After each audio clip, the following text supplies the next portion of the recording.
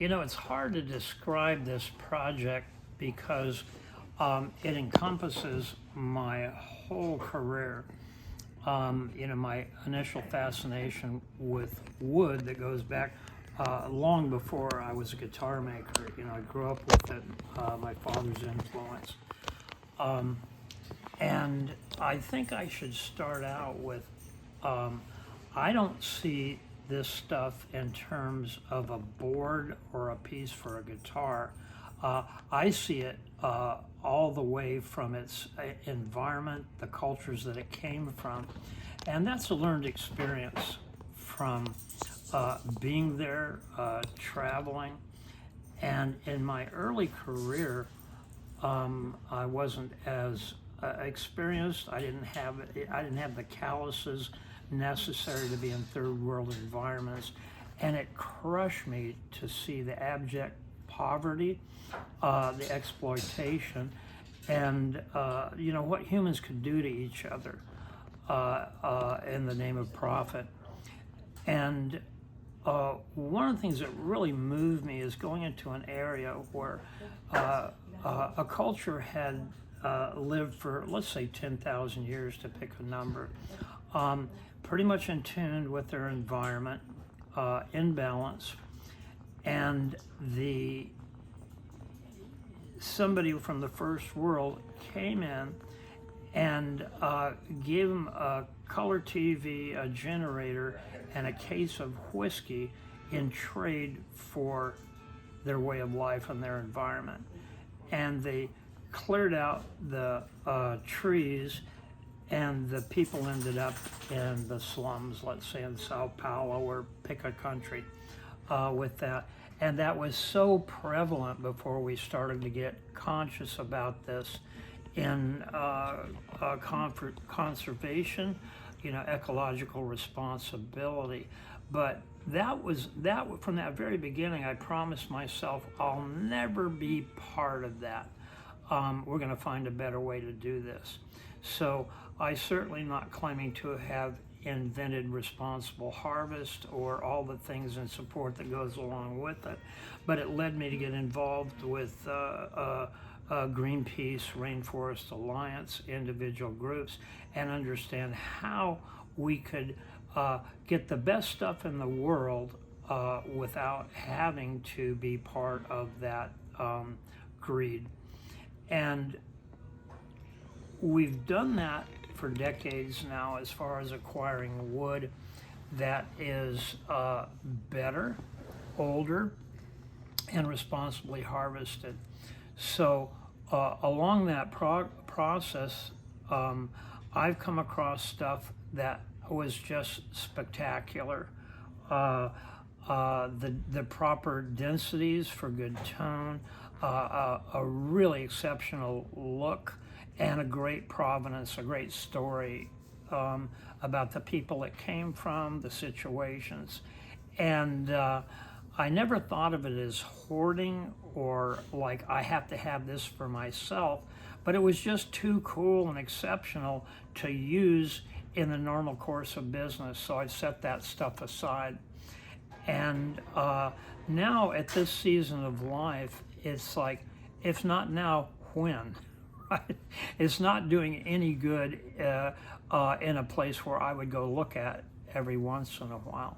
So these are treasured woods. They mean a lot to me. They mean a lot to our culture, again, and sustainability. You've heard me say often that guitar making is my vehicle, my mission lies elsewhere. And getting this message across that you can make the best stuff in the world without compromising your values, the ethics, or taking bread off somebody else's table is what we've done. And this is a time for me, at 72, to begin using some of this stuff along with the story and the message that goes with it. So the guitars that we build out of this will have great added value because of the beauty and the rarity of the woods, but the story that they represent is more than just my career, which is a pretty big deal, 50 years as a guitar maker. But the the profound cooperation with the people that they came from, and it's a longer story, of course, but it's a joy to see these woods go to a purpose rather than just hang out and wait for the right opportunity.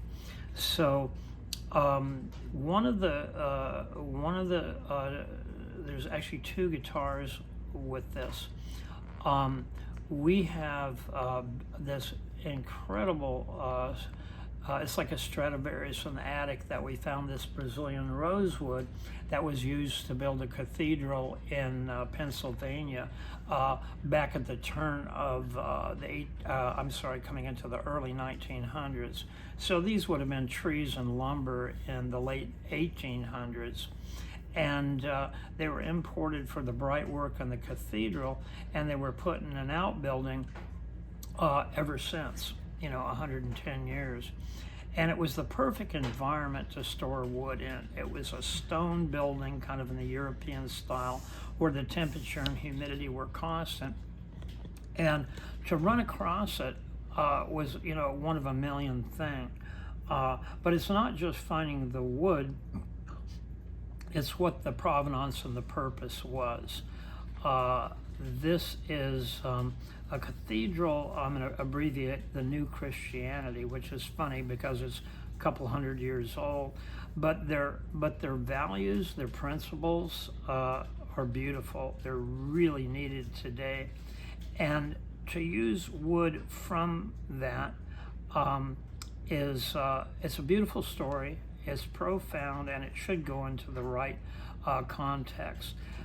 So to put it into a machine that can make music, write songs, change the world, is a really fitting, final resting place for it. We combined that with the Fort Ross Chapel redwood, and this is the southernmost point that the Russians, and not the Russians alone, but Aleutians, the Alaskan natives, and Russians had been to Hawaii. So Fort Ross in Northern California is a combination of those cultures building a chapel in the midst of a fur trading thing. That was their priority, right? That spirituality. And that redwood probably comes from trees from the late 1700s, and what a responsibility to shepherd that stuff, right?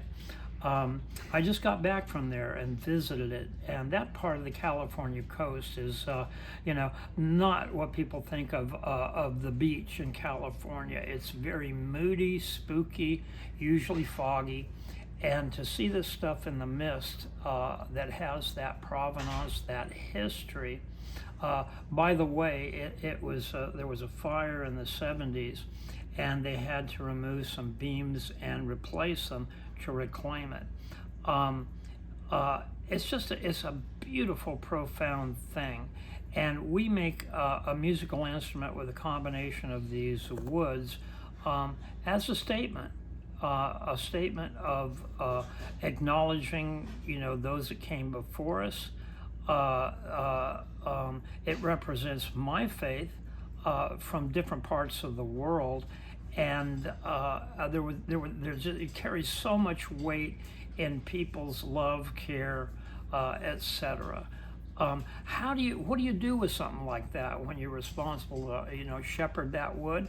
Well, for me, I just hung on to it for a really long time, and now's the time to put it into a statement. If I'd used that 35 years ago, my skills, talents, my team maybe couldn't have done it justice. But today we're in a position where we can do what either nobody else can or will do in building a custom guitar, and that's one of them. And I'm thrilled to be able to do this. We have some special inlays that go in it. They're keeping with the theme of this, and some things that I don't think anybody's seen before. we're going to bring 4 of these to the NAMM show to introduce the concept to people, to show off. And I want to give this message. It's not showing a shift in Santa Cruz that we're become total snobs and only make really expensive, crazy decorative guitars. It's a way to show what we are, what we can do, what we're capable of. And it's also to get these woods the respect that they deserve, and the statement that we want to make with it. We have 2 other guitars that we're doing. One is the ancient Kauri from New Zealand. That was, these trees are as big as our sequoias, and they were buried in a cataclysm.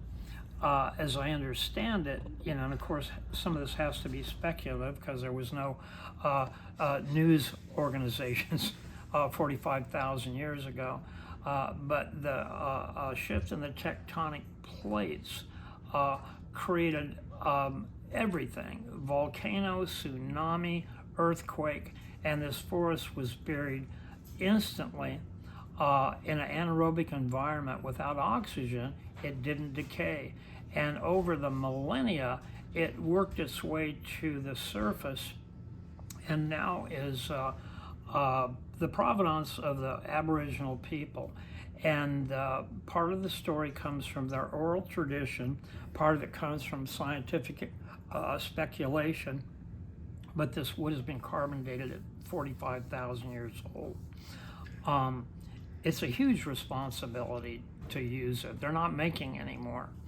And it's also challenging.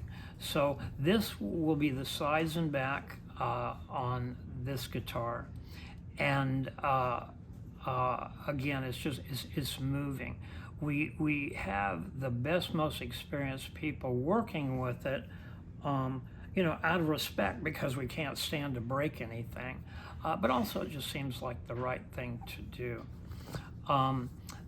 The other one is a cypress that came from Louisiana. It's all but extinct. And these are timbers that, tree trunks that through natural cause fell, sank, went to the bottom of a river, and some of them are carbon dated at 14,000 years old. And the wood is beautifully spooky in its color, its look, and a nice coincidence is it's remarkable tone wood. It sounds really, really good. So, I don't want to play up here our talents, bills, abilities, skills, or whatever, but it's only right that the best and the most sophisticated lutherie go into using these woods. So this isn't my swan song, but just in case, it's a culmination of everything we've done for almost the last 50 years. I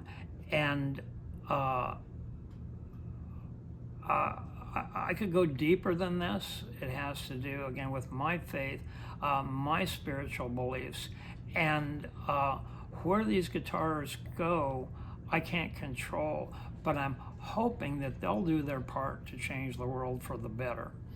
We'll go ahead and take a look at some of these.